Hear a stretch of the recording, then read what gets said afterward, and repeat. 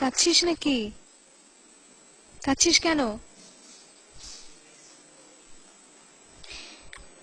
এখন আমার বাবা নেই, সামনে যদি মার কিছু হয় তাহলে আমরা 4 বোন কোথায় গিয়ে দাঁড়াবো? এর জন্যে। তুমি যেভাবে গাইছো বন্যা, আমরা সবাই তোমার সঙ্গে আছি। তবে মার জায়গা তো কেউ নিতে পারে না।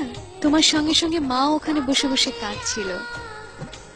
আমরা সবসময় আশা করব, আল্লাহর কাছে দোয়া করব, তোমার মা তোমার সঙ্গে যেন সব সময় থাকে।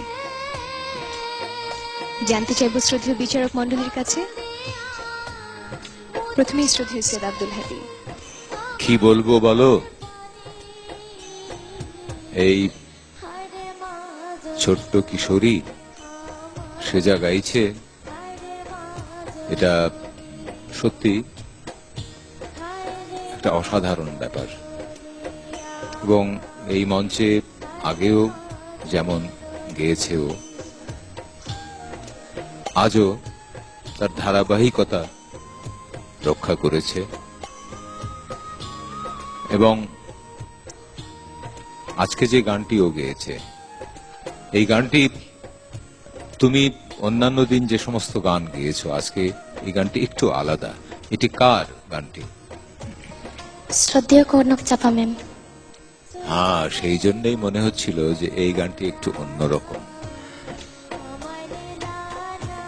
এবং এই গানটি শুনে মনে হলো তুমি তো অন্য ধরনের গানও গাইতে পারবে, সব ধরনের গান গাওয়ারই চেষ্টা করবে।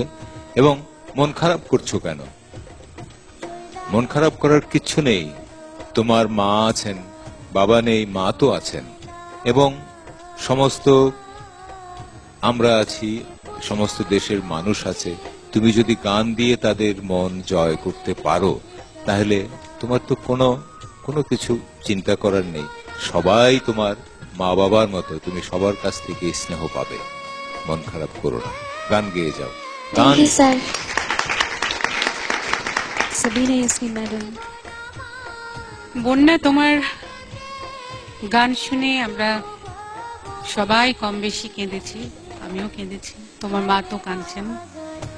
তুমি সবাইকে কাঁদিয়েছো, এত সুন্দর গেয়েছো, এত ভালো হয়েছে, এত আবেগ এসেছে তোমার গানের মধ্যে যে সত্যি আমরা সবাই সে আবেগে ভেসে গেছি।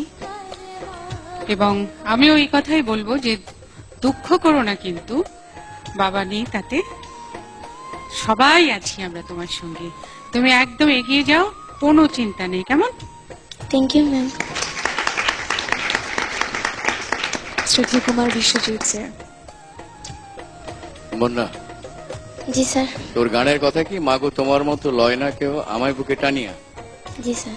আচ্ছা, আজকে তোর গান শুনিয়া সারা বাংলার মায়ে তোকে বুকে নেবে টানিয়া। আর SMS যা আসবে শেষ করতে পারবি না গুনিয়া। আর বিজয়ের কাছাকাছি প্রায় এসে গেছিস, এই কথা রাখ শুনিয়া। Thank you sir. প্রিয় দর্শক, বন্যাকে অনেক অনেক SMS এবং অনেক অনেক ভোট করুন। বন্যাকে যদি সেরা কণ্ঠ 2012 সেই শীর্ষস্থানে দেখতে চান।